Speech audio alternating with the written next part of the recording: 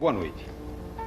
Neste Câmera 9 especial, nós vamos contar a história de um homem.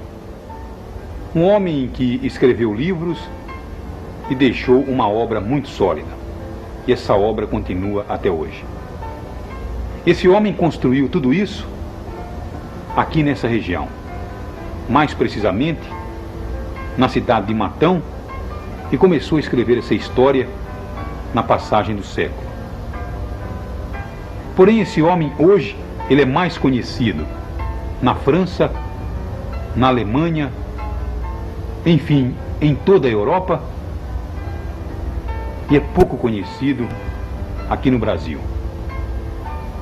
Para ser mais preciso, ele é muito conhecido entre aqueles que rezam na doutrina espírita.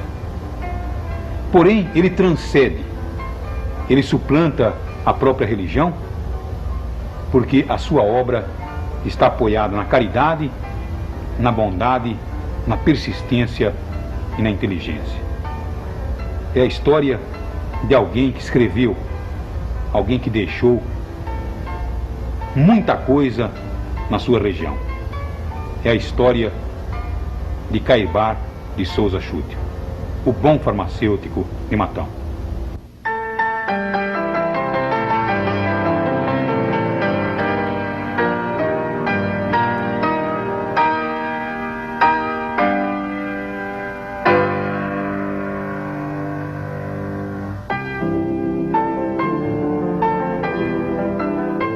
Era o dia 20 de março de 1938.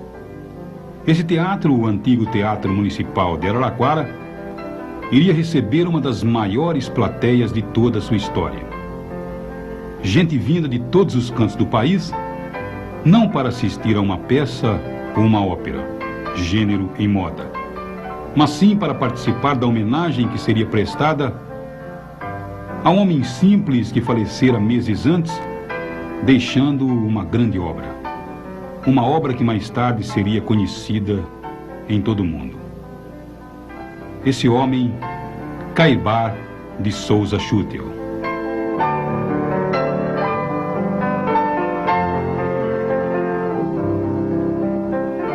A história de Caibar é um exemplo de bondade e principalmente de amor ao próximo. Ele soube, com toda a humildade, praticar uma das maiores riquezas que o ser humano pode desfrutar: a caridade. As páginas mais importantes da história do seu Chútil foram escritas aqui em Matão. Matão, que naquela época era apenas uma vila bem diferente dessa pujança de hoje. E o próprio Chútil, vejam, ao desembarcar em Matão, disse: Matão. Uma cidadezinha cercada por densa mata, vigiada por cobras, onças e macacos.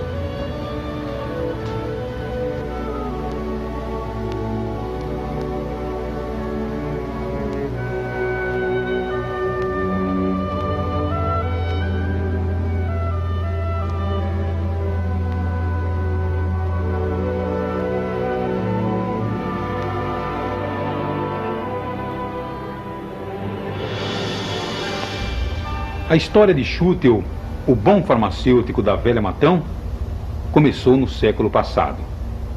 E foi exatamente no dia 22 de setembro de 1868.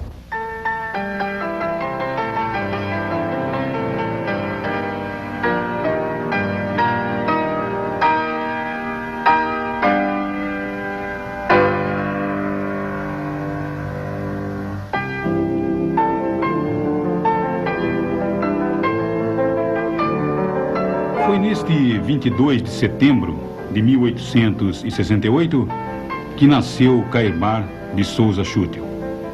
Filho de Dona Rita e Antero de Souza. E o Rio de Janeiro dessa época era assim, cheio de vida, cheio de movimento. A boemia explodia e os cassinos e boates estavam sempre repletas. Era a capital das luzes, a cidade com que todos sonhavam. O pai de Caibar, seu Antero, era um homem bom, mas ele acabou se tornando assim um inveterado jogador, porque o Rio de Janeiro propiciava isso na época, e ele praticamente perdeu tudo que tinha. Não só ele, como a grande maioria das pessoas mais abastadas do antigo Rio de Janeiro, que era envolvido por esse clima que a cidade oferecia na época.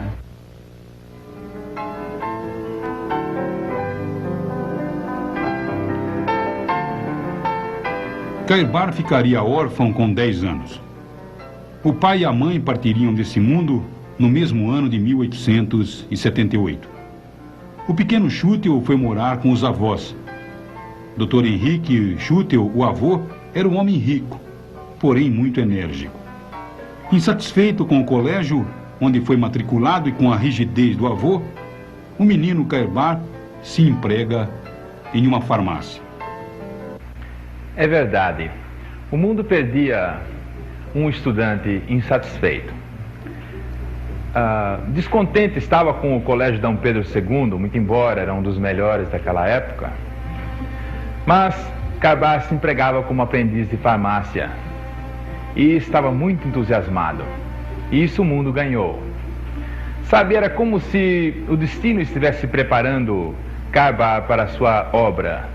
Porque foi através das ciências humanas, ligado à farmácia, que Caibar pôde melhor se preparar para a sua grande obra.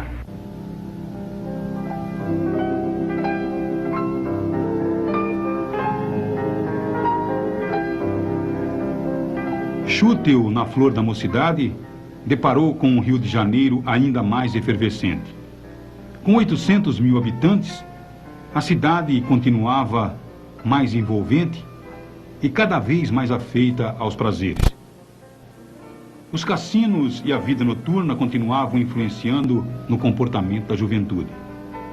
E Caibar, apesar de ser um dedicado trabalhador durante o dia, parecia propenso a seguir o mesmo caminho do pai, debruçando-se sobre a mesa do jogo. Era o Rio de Janeiro das luzes, era o Rio de Janeiro das praias, o Rio de Janeiro da boemia.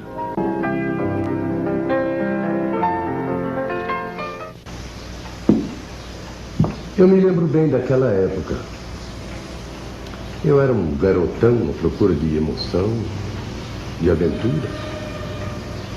Trabalhava o dia todo e à noite não dormia.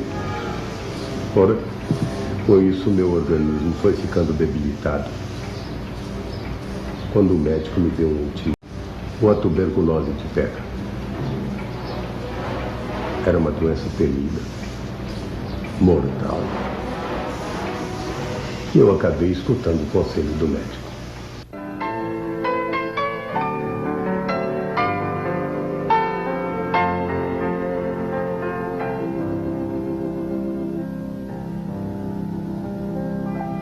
Estávamos nos primeiros anos da década de 1890. Schutel, com medo de contrair a tuberculose, escolheu uma cidade bem distante do Rio de Janeiro.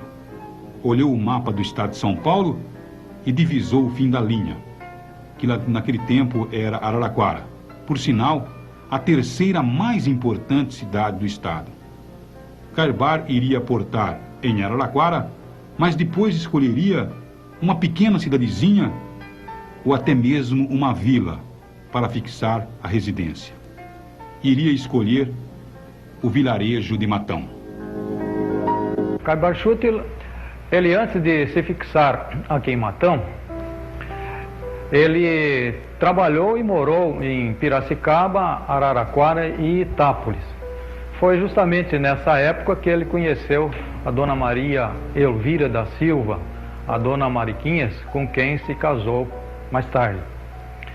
E precisamente esse casamento com a dona Mariquinhas evidenciou o caráter humanista de Caibar Schutel. E nós vamos poder verificar isso no decorrer do nosso trabalho. Dona Mariquinhas fora iludida e abandonada pelo namorado. Um fato corriqueiro hoje, mas que naquela época, em uma cidade pequena como Itápolis, era um acontecimento vergonhoso para a família. A moça foi expulsa de casa, abandonada pela família, e foi morar em Araraquara, sozinha, conhecendo a dor desse abandono. E foi exatamente ali que conheceu Cairbar de Souza Schuttel. Não tivemos filhos, mas nossa vida foi harmoniosa e muito feliz.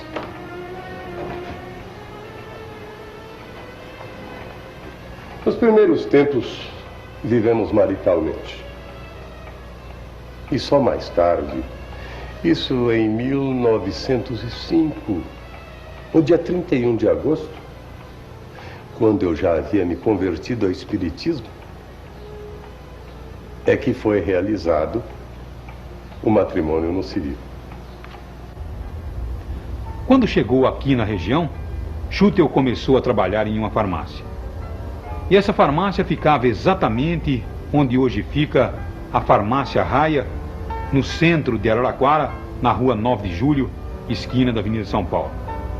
Mas a história do velho Schuttel continua. A seguir, você vai ver aspectos da vida desse homem que fazia da caridade a sua prioridade de vida. Como era Matão, onde Schuttel desembarcou? Era uma célula encravada no meio do sertão árido. Mas ninguém melhor do que o próprio Schuttel poderia transmitir aquilo que viu quando chegou. E foi assim que ele escreveu. Foi assim que ele encontrou Matão no começo do século. O nome de Matão era plenamente justificável.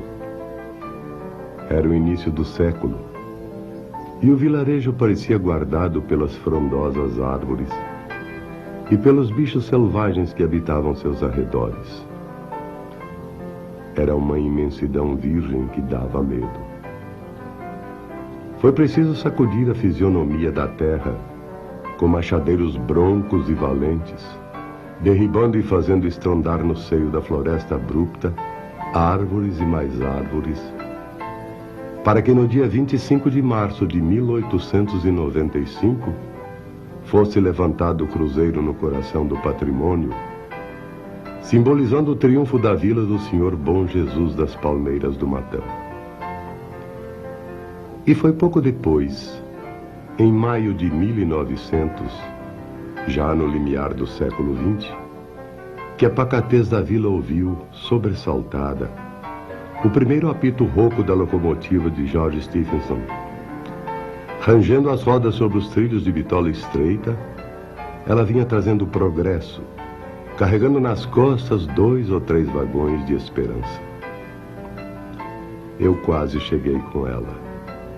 E tudo isso aqui era habitado por uma gente boa e simples, que tinha sobre si a mão de Deus e nem uma farmácia para amenizar a sua dor. Foi exatamente nessa esquina da Rua do Comércio que o velho Schuttel instalava a primeira farmácia em Matão. Essa farmácia está aqui até hoje, preservada pelo seu atual proprietário. Por sinal, nessa farmácia, todos os anos, centenas de pessoas de vários pontos do Brasil e até de outros pontos do exterior chegavam aqui para ver onde Schuttel trabalhava. E tudo está como era antes. Que ano que o senhor adquiriu a farmácia Schuttel? Em dezembro de 1958. E por que o senhor vem mantendo essa preservação espontânea de tudo que pertencia ao seu Cairbar? Não, porque sempre foi uma farmácia tradicional e é uma obrigação, inclusive pelo nome, né, e pela personalidade, de manter essa farmácia no estado atual em que está, para manter as tradições que ele sempre teve. O seu Schuttel, ele faleceu em 1938. Em 38. O senhor adquiriu a farmácia em 1958. 58. 20 anos depois. 20 anos depois. Agora, diga uma coisa, os fregueses ainda lembravam naquela época do seu Schuttel? Sim, muitos vinham perguntar. Tinha muitas fórmulas em sua farmácia? Fórmula D? Sim, mesmo? ainda há muitas fórmulas e formulários guardados. O senhor manipula algumas ou não? Não, hoje há dificuldade de sais para aquelas fórmulas daquele tempo, né? Quer dizer, não há possibilidade mais. Algumas a gente mantém porque ainda acha alguns sais e alguns líquidos necessários para isso. Agora, o senhor, como proprietário, pensa em preservar eternamente esse patrimônio? Enquanto eu estiver aí, eu manterei da mesma forma.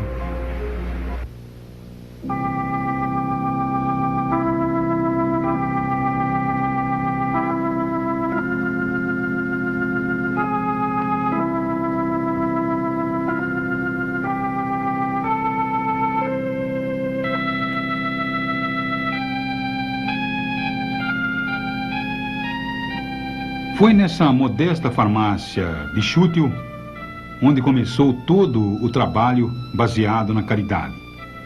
No meio do sertão, o médico era raridade.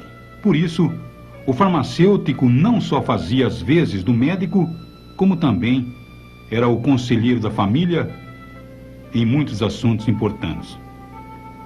Schuttel atendia a todos com a mesma atenção e visitava doentes nas fazendas, nas colônias e vilarejos. Estava sempre disposto a uma palavra de carinho, uma palavra amiga ou uma palavra de incentivo. Schuttel adorava as crianças e para elas reservava sempre um afago carinhoso e um sorriso. Mas em nenhum momento Schuttel se afastava da sua postura carismática e do seu terno de linho branco. A conversão de seu Schuttel ao espiritismo aconteceu nesse período em que ele iniciava com a farmácia. Seu Schuttel começou a sonhar frequentemente com os pais que já não estavam mais neste mundo, quando foi assolado por muitas perguntas chaves. Afinal, dizia ele, meus pais que tiveram pouca oportunidade de convivência com os filhos, será que isso é justo? É normal? Para chegar à conclusão da imortalidade da alma, foram muitos meses de estudo, muitos meses de pesquisa e experiência. E não parou mais. Por todo o resto da sua passagem pela Terra, Schuttel se dedicou aos estudos, às experiências. E o mais importante, em nenhum momento se afastou da sua principal característica, a caridade e a fraternidade. E essas virtudes, ainda hoje, são testemunhadas por aqueles que tiveram a oportunidade de conviver ao lado do velho Schuttel. Eu conheci ele porque a minha mãe me levava lá para tomar injeção. Eu era muito anêmico, então ali estava cheio de criança e adulto. E ele nunca queria cobrar nada, porque ele tinha recurso, compreende? Ele era um homem, eu não sei, eu sei que a farmácia dele não era dele, era do povo. Ele mais trabalhava assim de graça do que cobrava. Viu? Contam os historiadores da cidade fatos que realmente demonstram o espírito evoluído e também impetuoso do seu Schuttel. Uma das histórias que impressionam, entre tantas, é aquela que acabou por fazer Cairbar de Souza Schuttel ser conhecido como o pai dos pobres de Matão. Bem, as histórias são muitas. Esta é realmente marcante. Sempre havia alguém batendo à sua porta pedindo alguma coisa. Alimento, roupa, remédio. E seu Schuttel atendia a todos. Quando não era ele, era a dona Mariquinhas quem fazia a caridade. Para melhor atender a essas pessoas, seu Schuttel mandou construir no fundo de sua casa uma grande mesa, onde diariamente atendia 15 a 16 pessoas com alimentação. Estava lá escrito na frente da farmácia dele, amante da pobreza, e era mesmo. Era amante da pobreza. Eu sou testemunha disso. Ele era extraordinário. A bondade dele era uma coisa fenomenal, vamos falar. sem que elogiar, assim, que eu trabalhei com ele 3 anos só, mas antes já o conhecia, na minha parte da infância, e era extraordinário. Schutel reunia em si todas as qualidades de um grande cristão, sendo ainda um gigante na defesa da sua doutrina espírita. Seria capaz de entregar a sua vida, claro, se preciso fosse. Entregar a sua vida em favor de qualquer pessoa que necessitasse. Mas no momento em que tentasse denigrir os princípios espíritas, ele se agigantava e se defendia com todas as suas forças. Mas não era com a força física, mas sim com a sua força intelectual. Por isso, para brigar e levar as suas ideias, é que viria a fundar primeiramente o jornal Clarim, depois a Revista Internacional do Espiritismo e finalmente a editora de livros. Tudo foi criado com muito trabalho e muita dedicação. E só essa força pôde vencer as dificuldades e continuar viva até hoje.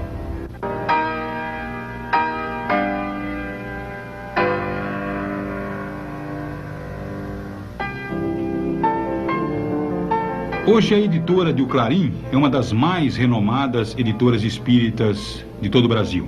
Seu parque gráfico não possui nenhuma ostentação.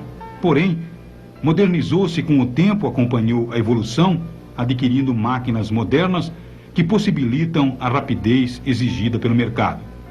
Além de publicar o jornal O Clarim, com 6.000 exemplares quinzenais, edita também a RIE, a Revista Internacional do Espiritismo, também com 6.000 exemplares em circulação mensal. A editora O Clarim possui ainda direitos sobre 67 obras espíritas, incluindo, entre elas, todos os escritos deixados por Cairbar de Souza Schutel. Atualmente, a Revista Internacional do Espiritismo era distribuída em quantos países? 19 países. Ásia, África, Europa, América do Sul, América Central e América do Norte. A editora tem direitos sobre 67 títulos, seu Carlos. Anualmente, quantos livros são colocados no mercado? Em torno de 180 mil livros e mais 200 mil mensagens mensais. Agora, em quantos idiomas os livros de Cairbar já foram lançados? Em português e castelhano. Agora, a editora, hoje, ela sobrevive com seus próprios recursos? Sim, mas com colaboração também de espíritas amigos. Agora, quando o Schutel fundou a editora para lançar o jornal O Clarim, os tempos eram difíceis. Os inconvenientes, as dificuldades. Enfim, os trajetos tortuosos surgiam aos montes. Mas só alguém com muita força de vontade e visão, como Schutel, poderia impulsioná-la, passando por cima de todos os obstáculos. Foi aqui, nesta mesma casa, preservada até hoje, onde Cairbar residia, que foi instalada a redação e oficinas de O Clarim. O dia era 15 de agosto de 1905, e O Clarim circulava pela primeira vez com uma edição de 200 exemplares. Estava dada a largada para que o jornal se constituísse no símbolo da resistência do espiritismo no interior do estado de São Paulo. Enfrentou, é claro, as mais árduas lutas, porém manteve-se de pé, propagando as ideias de Schutel. São muitas as histórias que comprovam o jornal Clarim como um símbolo de resistência, principalmente naquela época, que tudo era muito mais difícil. Basta lembrar que o jornal Clarim era impresso na cidade de Taubaté, ao norte do estado de São Paulo. E ainda hoje é uma cidade muito distante de Matão. E o Schutel tinha que coordenar a tarefa de imprimir o jornal Clarim na cidade de Taubaté. Bem, além disso, existia também o desafio imposto pelo clero da época. Agora, nem por tudo isso, o jornal Clarim chegou a ser impresso com até 47 mil exemplares um fato notável, principalmente pelas dificuldades materiais da época. Mas o seu Cunha conta que um dia o seu Schuttel entrou na redação com lágrimas nos olhos e disse para nós, os companheiros dele da época: essa talvez será a última edição do nosso jornal. E Schuttel estava muito triste. Mas aquela era uma época muito difícil. Mas não teve dificuldade que nós não vencemos com prece, coragem, dedicação e boa vontade. E essa fórmula nós usamos até hoje. Finados de 1913. Nesse dia iria ocorrer um dos fatos marcantes na vida de O Clarim. Fato que daria ao jornal a marca do símbolo da resistência que representou em todos esses anos. Fato que comprova a agilidade e força do pequeno jornal que percorria o Brasil distante, cortando estradas esburacadas, levando os ideais de Souza Schuttel. Neste ano de 1913, O Clarim circularia em finados com uma edição batendo todos os recordes, 40 mil exemplares. Em Araraquara, São Carlos, Campinas, Santos, grandes cidades do interior na época, O Clarim circulou normalmente. Porém, em São Paulo, uma ameaça.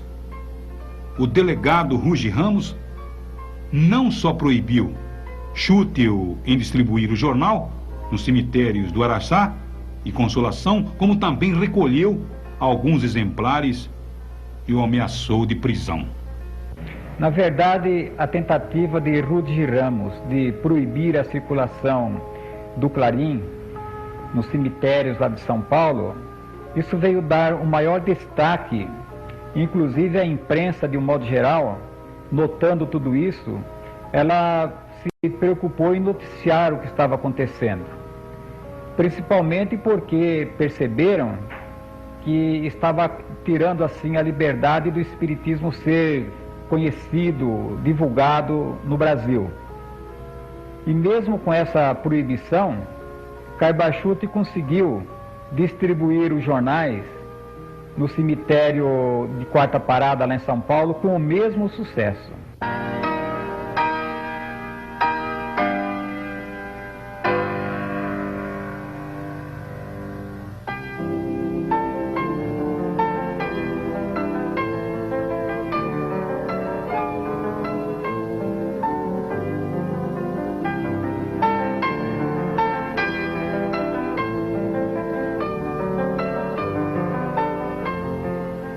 Lá pelos idos de 1937, surgiu em São Paulo, capital, um grupo denominado Ação Espírita Paulista. O grupo possuía interesses políticos, claro, para também poder contar com o apoio dos políticos fortes e influentes da época. Um dos articuladores desse grupo era Campos Vergal, grande amigo de Carbar, que pediu fosse divulgada notícias políticas em O Clarim sobre a ação desse grupo. Afinal, as eleições estavam próximas e se a vitória fosse conquistada, a doutrina espírita teria força maior e maior amparo. Neste ponto, diziam que Schuttel era realmente intransigente. E ele teria inclusive dito: não, o Clarim não será colocado nunca a serviço da política. Essa era a sua posição. O velho Schuttel não sustentava interesses e vivia para servir. E tem um outro fato marcante que envolve a política. E esse fato também iria acontecer na vida de Schuttel. Eu estava aqui no meio desta sala, quando chegou às minhas mãos um cartão enviado pelo cientista Ernesto Bozan. Ernesto Bozan era um dos cientistas mais respeitados do mundo. Ele cumprimentava meu arrojo por ter a audácia de enfrentar o sertão bravo. levando à frente os ideais do Espiritismo.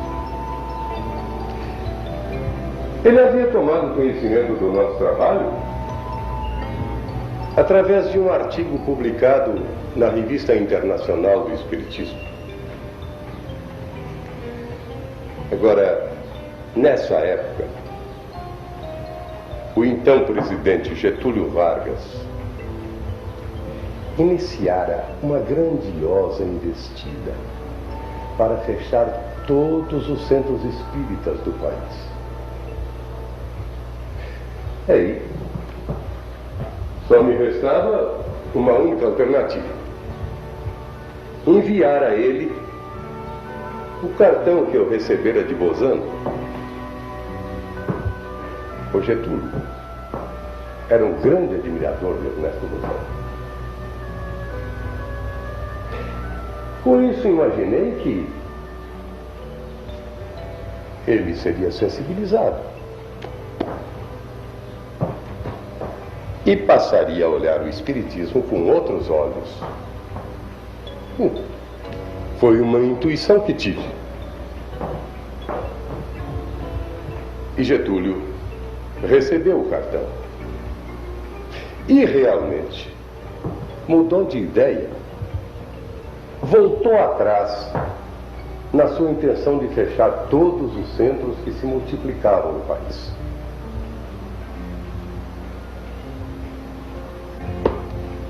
E Getúlio teria dito, ao ler o cartão: se Ernesto Bozano, um homem respeitado no mundo inteiro, um estudioso, um sábio,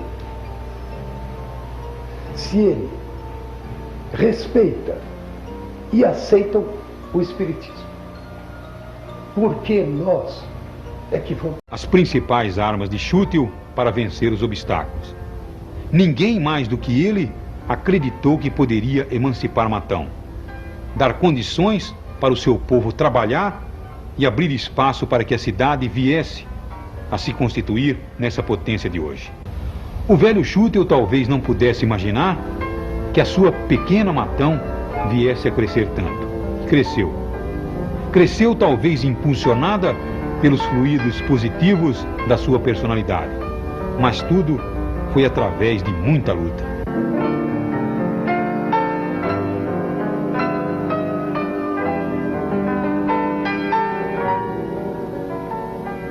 A cidadezinha que começava a despontar deixaria o nome de vila e começaria a sua vida independente. Isso no distante 27 de agosto de 1897.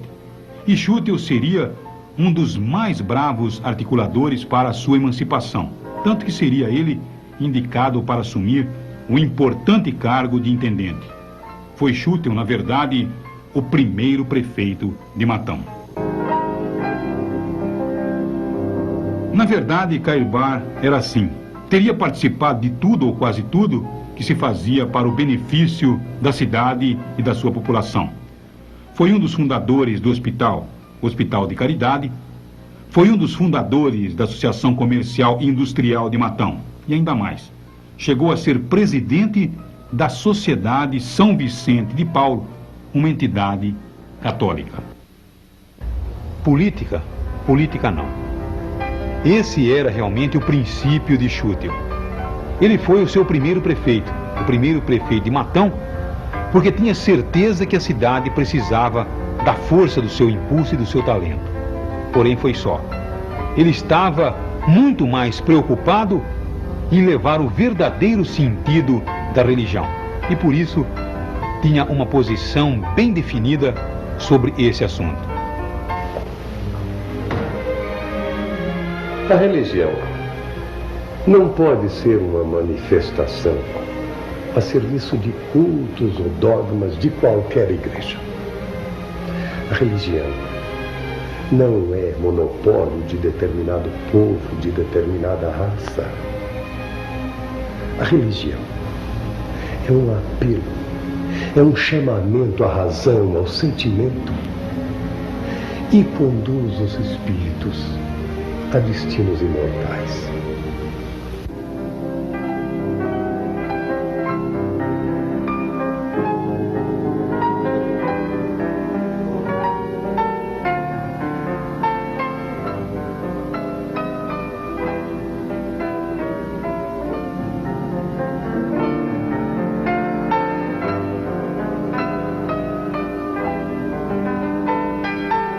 E olha só, quase 70 anos haviam passados e Schüttel mantinha-se fiel ao trabalho missionário. Da redação para as oficinas, das oficinas para o centro espírita. E as visitas continuavam. Apesar da carcaça do velho Schüttel já sentir os efeitos do tempo.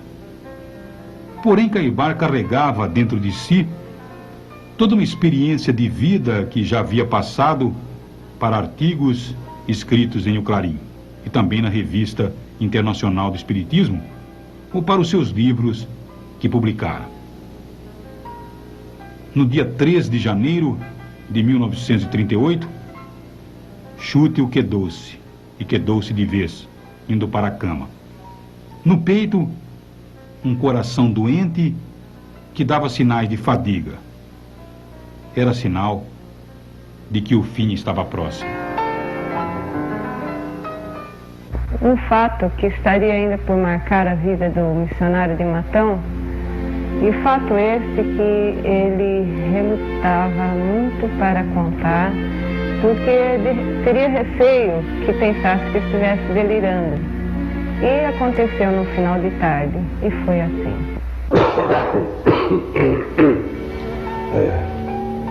Toninha,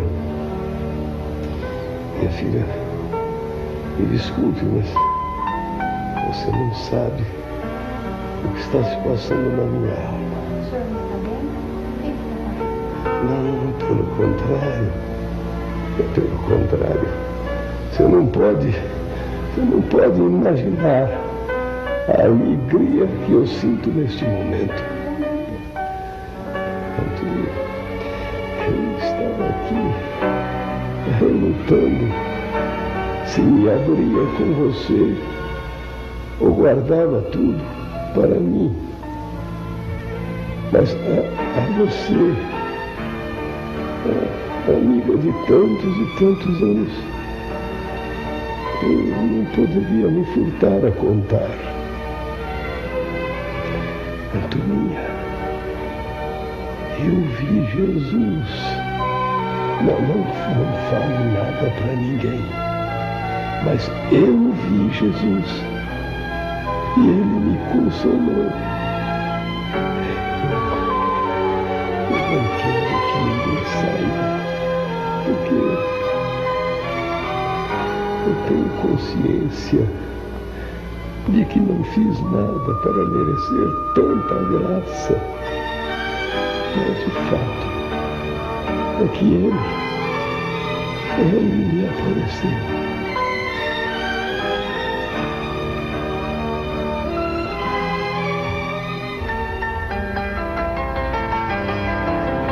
E mais de meio século se foi da passagem de Schüttel. Ele, mais do que ninguém, está provando agora que a vida não termina. Ela continua e germina, produzindo os frutos da semente que lançamos.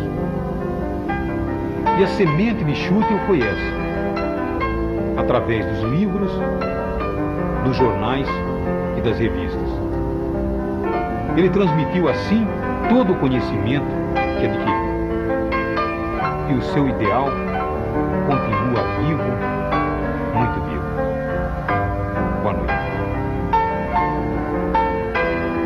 E o busto do Schüttel que está aí no jardim, ali, eu passo de chapéu e eu tiro o chapéu para ele, porque ele merece. Ele devia ter uma estátua gigantesca aí, pelo valor desse homem.